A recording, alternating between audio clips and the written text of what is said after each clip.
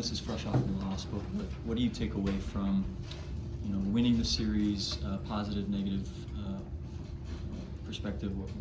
What does that look like for you? I think, I told the guys is like, look, yeah, we today stings a little bit, but you did look at the positives of it. We bounced back, several times to tie or take the lead against these guys. We were extremely resilient. From a team standpoint, energy was great all weekend long. The comeback, fighting them was there all weekend long. Yesterday and today especially, we came up a little short today. That's the positive side of it. The negative, obviously, we gave up a lot of runs, and we got to be able to fix that, because that's whether or not we're doing that to ourselves, or we're there just a very experienced team, that doesn't give away at bats. So I think it's some combination of both, that those guys put together very good at bats and don't give in, which is impressive on their part, but we're gonna have to figure out ways to be better on the mound. Is there anything new you learned about the staff this weekend that will sort of allow you and Sam to direct what needs to be worked on moving forward to shore up, as you say, the pitching a little bit? Well, part of this is trying to give some of these guys I don't want to say a soft landing, because there really isn't such a thing this weekend, but try to put them in situations where they have a chance to be successful. Right now it was tough to pick and choose those spots. We were just kind of throwing guys into the fire and trying to get outs, but we're going to need to evolve a little bit better as a pitching staff in order to shorten games a little bit better than we're doing right now.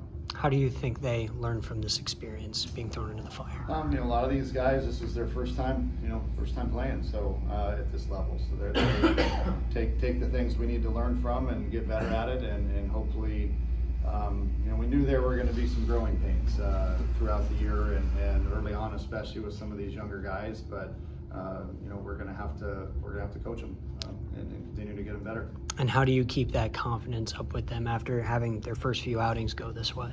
Well, I think it's one of those things that you say, look, man, this lineup that we just faced is a very experienced older lineup that is a regional team last year that is pretty dang good, that has most of their lineup back, and they're missing one of their better players as well in that lineup. So that's a good lineup. They're experienced. It's not, don't let the name Santa Clara fool you, man.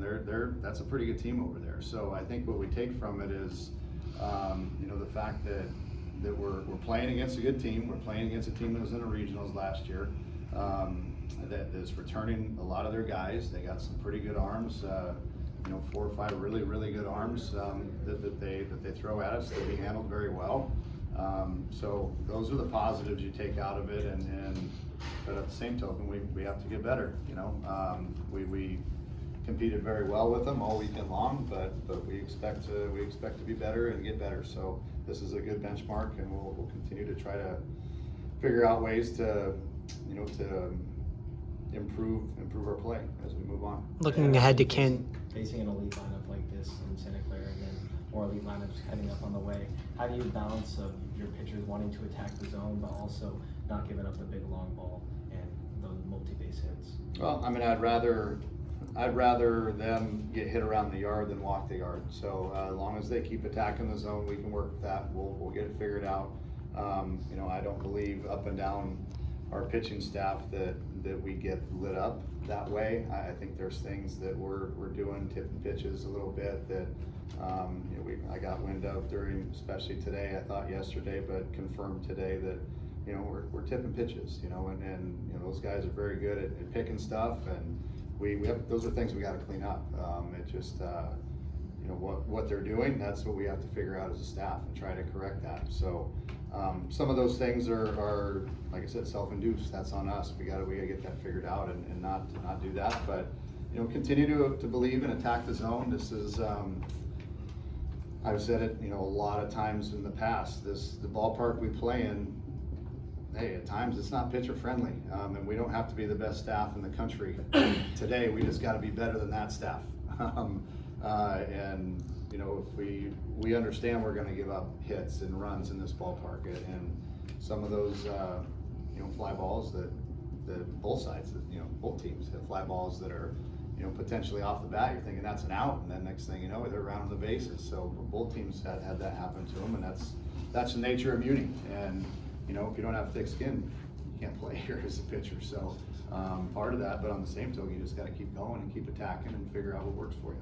Jack Ryan had his first hit today. A couple of the other guys that are new to the team stepped up this weekend. How do you feel like those new faces in the lineup fit in over this first 3-game stretch? I think there was, again, a lot of positives to take away from today. Jack Ryan getting in there, got his first hit off of Souza, who's a dang good arm, and wasn't intimidated by that, and went up and smoked a line drive off of him. Ethan Mendoza, what do you say?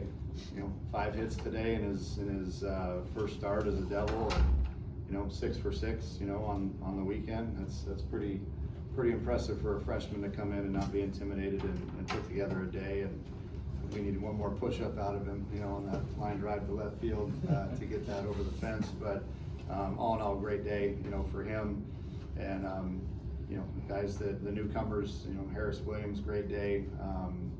Guys are doing great from that front. So we just take the positives and build on it and try to improve on the negative stuff. It feels like every guy you hit this weekend had some sort of moment, like 1 through 13, 14. How was it to have that depth that you mentioned all offseason and for it to come to fruition in weekend 1?